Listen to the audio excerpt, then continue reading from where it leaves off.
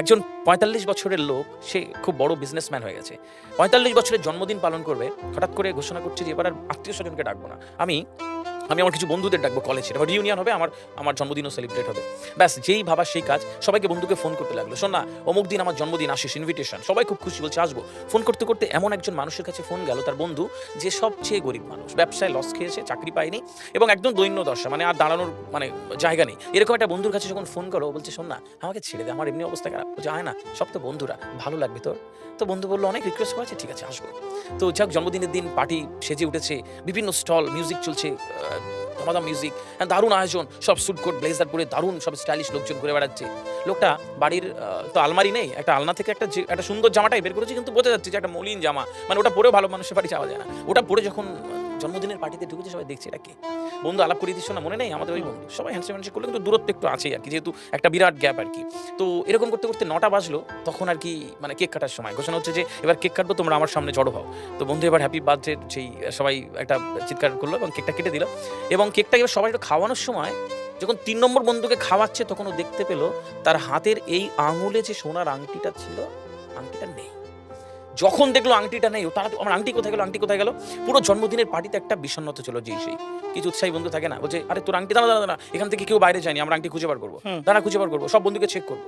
ও টেনের বন্ধুরা বলছে শোন না, একটাই তো সোনার আংটি, ছেড়ে দে। আর আমাদের বন্ধুরা বলছে না, এখানেই কেউ নিয়েছে, কেউ তো বাইরে যায়নি, তাহলে আংটি পাবো, সবার পকেট চেক করবো, সবার কাছে যাচ্ছে আর পকেট চেক করছে।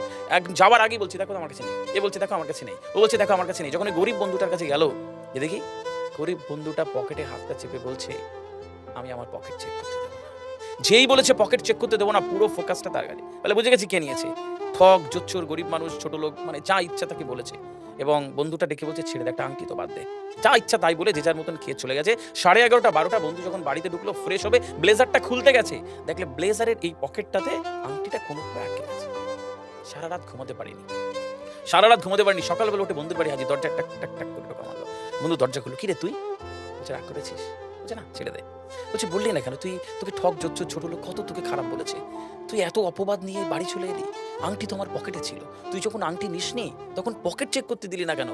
বন্ধু দরজাটা পুরোটা খুলে দিয়েছে, বলে ওই দেখ আমার 12-13 বছরের ছেলে, জানিস খুব একটা কঠিন অসুখে আক্রান্ত, ভালো করে ট্রিটমেন্ট দিতে পারিনি, ওকে ভালো ডাক্তার দেখাতে পারিনি, আমার কাছে টাকা নেই, জানিস ওকে ভালো খেতে দিতে পারিনি, দুর্বল।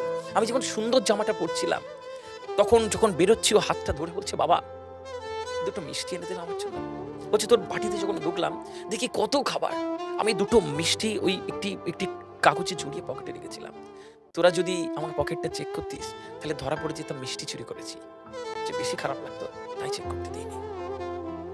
বাবা এরম হয় না, দিল কলিজা দিয়ে বাবা ভালোবাসে না। ওই বাবা যদি বলে পৃথিবীতে পুরো পৃথিবী একদিকে আর সন্তান একদিকে, তুমি কোনটা নেবে? পৃথিবীর সব বাবা বলবে, বেশিরভাগ বাবা বলবে যে পুরো পৃথিবী চাই না, আমি আমার সন্তানকে চাই। তার ভালো রাখার জন্য তুমি একটু কষ্ট করবে না? তার ভালো রাখার জন্য তুমি একবার চোখের দিকে তাকাবে না? বাবাকে একবার বলবে না বাবা তোমার কষ্ট হয়? এটুকু বলবে না? কিসের সন্তান হয়েছো?